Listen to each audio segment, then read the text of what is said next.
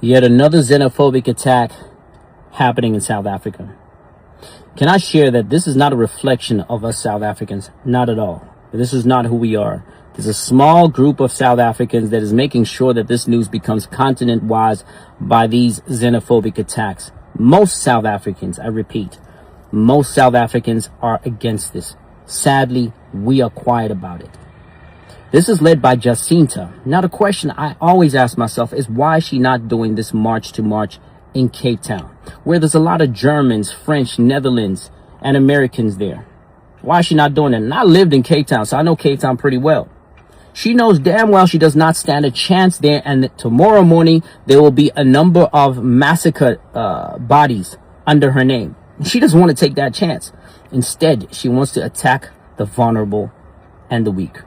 That is unconstitutional in every way. It is un-South African to do so. Our Constitution rejects this.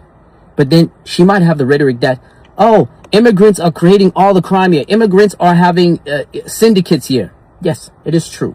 There is some syndicates that is happening inside the townships. And there is some crime that is led by immigrants. But do you want to know the percentage rate of which they are doing these crimes in the whole of the country? 2%. Just 2%. Now just imagine, say, half of the crimes are not reported. That's 4%. Why is Jacinta not marching for HIV, which we've got the highest in the world? What about GBV, which, goodness, she could be marching for that? What about the high alcohol intake that is happening in South Africa that is creating a lot of the crimes? Is she marching for that? What about the murder rate, highest in the world? Is she marching for that?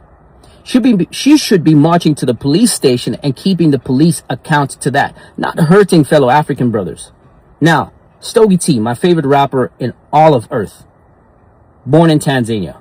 Why are we not marching against that? Dudizani Zuma, the president's son, President Jacob Zuma's son, born in Mozambique. Why is she not marching for that? What about DJ Fresh, a renowned DJ? Why is she not marching against that? Did you know that we have Khoisan people in parliament in Kenya? Did you know a Xhosa man is president of Botswana? We don't even have a Khoisan person in parliament because we want to stay divided.